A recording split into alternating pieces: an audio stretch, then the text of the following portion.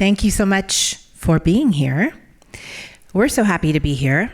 As you see in your programs, this concert, this project of ours is called Here on Earth, and it is centered around a piece by Darius Milhaud that was written 101 years ago called The Creation of the World.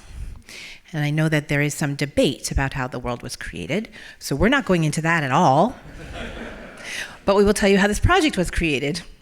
Everything started about a year ago, a little more than a year ago, when we met a couple of blocks down the street and had dinner, introduced by a mutual friend who lives in Austin, Texas, where these gentlemen are based.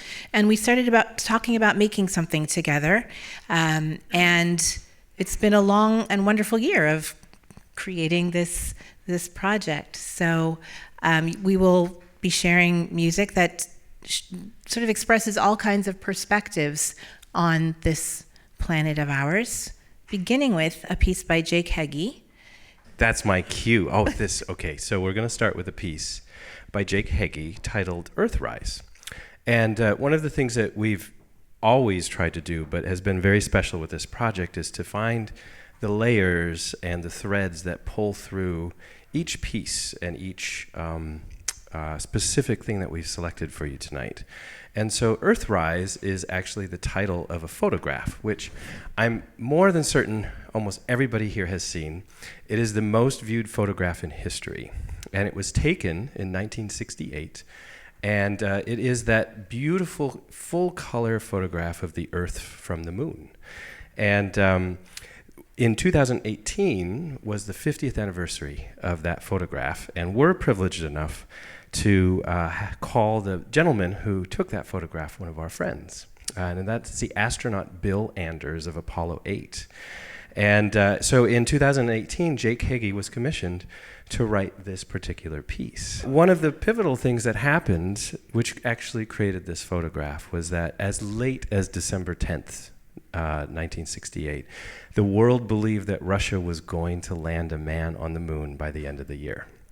And because of that, in early August, NASA made pivots and decided, you know what, let's just go for it. We're going to go to orbit the moon and see what happens. On December 11th, the Russians failed and pulled all of their launches back, and it was a farce. However, on December 21st, 1968, the three astronauts of Apollo 8 were the first humans to leave our Earth's orbit. They were the first humans to enter the orbit of another planet, and the first humans to see the backside of the moon, and finally the first humans to actually see our Earth. And it's when they took that photograph. It was not part of the mission. It was something that the three of them saw so shockingly poignant to them. And you can actually go online and listen to the dialogue. You can hear what actually happened in the capsule. And they grabbed it. And on December 24th, this to me is amazing. In 1968, there was a broadcast from the moon in which the astronauts turned their video camera for the first time towards the Earth, and in black and white, over 1 billion people saw the Earth in black and white from the moon.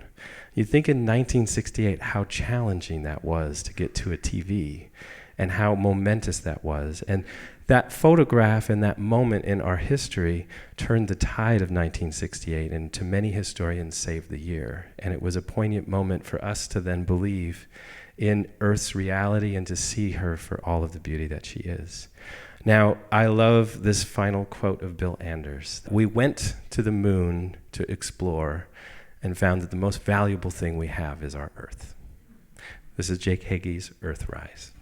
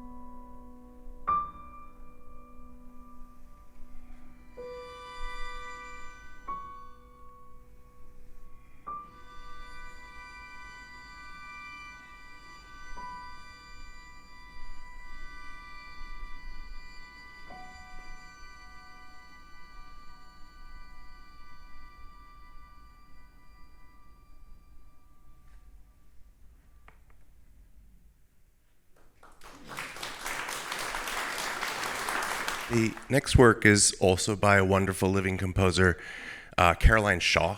She's a Pulitzer Prize winner. She's quite the incredible success story as a composer and a musician. We met her first in New York City when we played a concert with her. She sang with us, actually, as well as played some instruments and composed some wonderful works for that. But we asked her to write this quartet a number of years later. I believe it was 2019, is that right? But the bulk of the composition happened in the spring of 2020, which we all know was a very difficult time for society and civilization. In some ways, during that pandemic, we were as disconnected from the earth as we could possibly be because we were stuck in our homes and our apartments. Caroline maybe even more so because she was living in New York City, so she was stuck on her fire escape, contemplating what something so small like a virus could do to an entire world. Pretty amazing moment to have to create something new for a string quartet. So she did what many of us did at that time, and she spent a lot of time on the internet.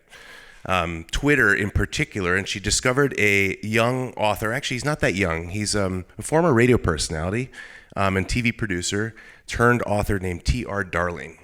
And he created what he referred to as microfictions, small works of fiction where he was using a limited number of characters to tell a story, to tell something grand and big. And Twitter obviously was the perfect vehicle for this, even more so now that they've expanded their character limit. But he was writing microfictions on Twitter during the pandemic. He was trying to write one a day. She was so inspired by these little bursts of creativity from this man that she decided, as an exercise to get her creative juices flowing to write this next work for us, she would create her own microfictions. So she wrote 7 of them, I believe, only 6 in which she published. And she decided that each movement of this next work that we're going to perform one of the microfictions by, she would write the words and let us know kind of the inner workings of her thinking and her creative process. So because we're doing this, we thought we'd have one of our colleagues read the microfiction that Caroline Shaw wrote. Waking up early on that Tuesday, Miró noticed a bird repeating its solitary caption. The clouds nodded to the tempo of an undiscovered Mendelssohn song.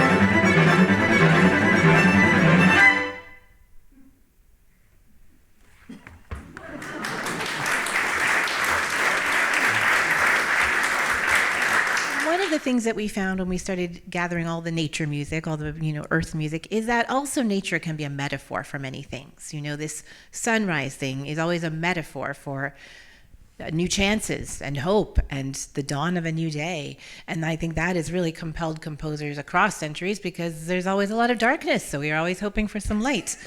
And I thought that because today is the last day of Black History Month, although every month is Black History Month, but that I would share with you a piece that means a lot to me by an African American composer, and this comes from deep in the African American tradition. This is a traditional spiritual. This is Deep River, in an arrangement by Samuel Coleridge Taylor.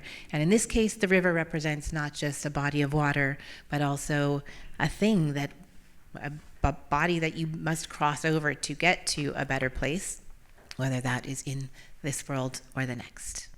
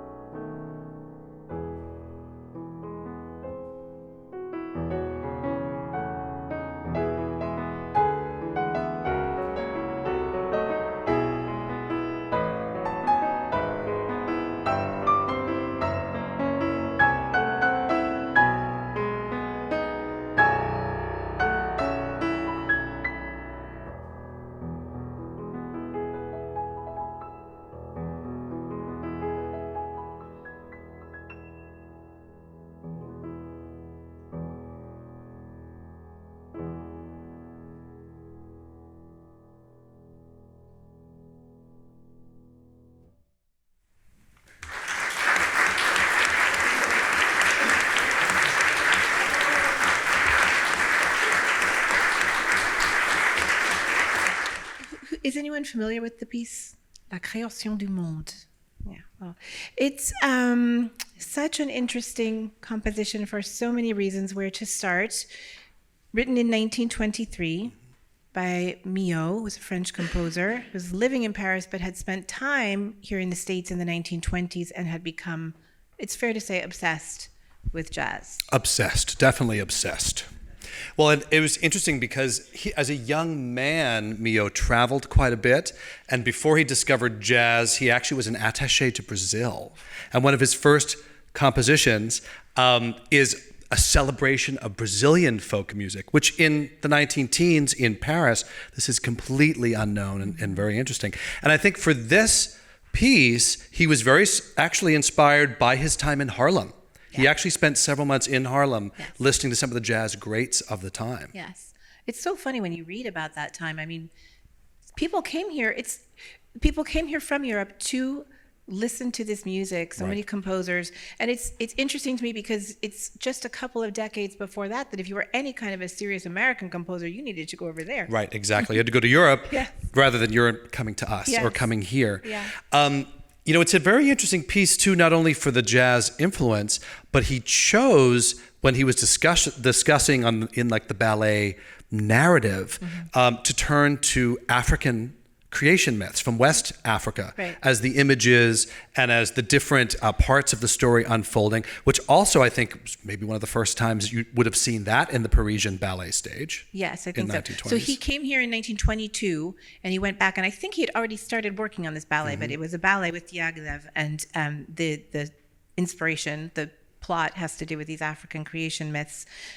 Very interesting that at the same time in New York City, Rhapsody in Blue is just about to happen. And I just keep thinking about that energy that you would have felt in New York with the newness of jazz and the excitement of musicians in hearing it. And, Rhapsody in Blue, of course, just also turned 100. And I think there's a really interesting conversation about that moment in time and Europe and America meeting, and really both sides of that ocean transforming in a musical sense because of that interchange. That's absolutely true. So the two movements we're going to play out of the five, the whole ballet tells the story of creation. It starts in chaos. We're not going to play the second movement, which is a fun jazz fugue where all the different animals, beasts of the field and fish are created one by one. Even though I did wear my Yes, that's right. You little leopard print. There's a little leopard print happening for that movement. But of course, in the narrative, probably the most important beings to be created, at least in our view, and that's the movements we're going to play, are man and woman. So the third movement we're going to start with is called Romance, and this is a very bluesy, jazzy, slow depiction of the first woman, I guess, right? The first woman and the first man. And then we're going to play a very short, fun scherzo movement, which follows it immediately, which is basically how they feel about each other after they meet for the first time. Yeah, they get more than a little frisky, I think.